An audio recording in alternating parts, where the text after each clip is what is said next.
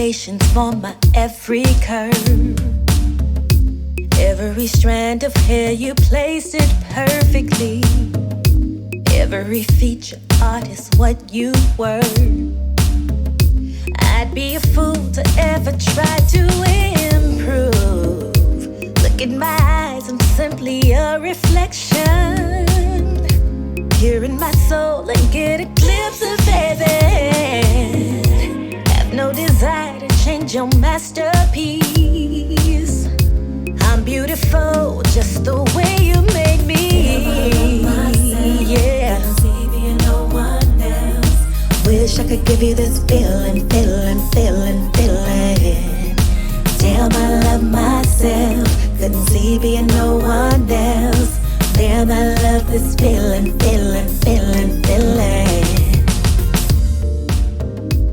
Welcome to Her and Him, where you'll get a perspective from her. You'll get a perspective from him. And we welcome you to share your perspective as well. Thanks for stopping by. Now, let's join in on the conversation. Join me. Don't mind if I do. How are you doing today? Doing well. How are you? I'm well. So welcome to Her and Him. I'm her. That's him. Yeah, I ain't nobody. But so today we wanted to talk about this little goodie right here. This book, Who Moved My Cheese? The last time we got together, we went to the Glendale Americana, right? Mm-hmm. And went to the Barnes and Nobles there because, you know, those are not very, we don't see them too much. They're dying slowly. Yeah, we don't see those too much these days. And so we went to the bookstore and he saw the book and he was like, have you read it? And I was like, I think I might have a long time ago, but I really don't remember. He said, oh, you got to read it again. So he bought it for me. And so I was just wondering, number one, what about this book made you feel like you just had to get it? So it's called Who Moved My Cheese by Spencer Johnson, and Kenneth Blanchard did the foreword. Who Moved My Cheese? Well, I decided to buy that book for you because it was a book that I read. Number one. Number two, it's a short book. Number three, it leaves a profound message. So I read that book back in 2003, maybe 2004 when I was doing my doctorate program. And being a person that was willing to take some chances and some risk, what I got out of that book was, you know, there's a lot of people that aren't. There's a lot of people that, you know, join the rat race and do the same thing every day. And, you know, I said, well, after I read that book, I said, I'm not going to be somebody that's surprised that their cheese got moved. I was going to, you know, really understand what the direction and the path in life was supposed to be for me. So I said, well, I got something out of that book. Let me give it to her because I know that she is a freestyler, someone that likes to go with her own beat and her own movement. So you finally got around to reading it. How was it? That's so funny. It's only been a couple of weeks. You make it sound like I had it forever. Mm-hmm. But yeah, so it actually was a very quick read. And so if you haven't read it, I do recommend it. It took me about an hour to read. So it was very easy to read. And what I liked about it was that it talked about the different ways that we can respond to change, right?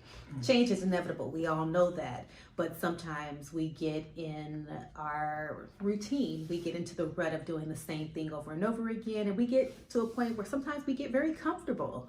And so when things happen that take us out of that comfortable space, there are people who, you know, resist it and they're like, I'm upset about it. And, you know, they refuse to kind of do what they need to do to recalibrate and to move forward. And then there are others who are like, oh, it changed. Well, let me go over here and do this. And they keep going. And it's like, you wonder, how do certain people bounce back so quickly? But it really is about how you choose to react to the change that happens. Mm. Well, you know, the whole bouncing back and the whole reacting to the change was something that's come into my world this month, right? And I took a workshop with a guy called Grant Cardone. We went and visited a friend of mine who is definitely those kind of individuals that adapt to change well, are willing to put their system in play in any situation. And, you know, if they ever lose, they can get it right back. I think that as entrepreneurs out there, you want to be able to get it right back if you lose, because you take losses. That's part of business. That's part of, you know, real world. People that are in crypto and the stock market are hurting, right? Because they didn't want to jump in for the first time in their life, and they taking a loss, and it's like, how you get it back?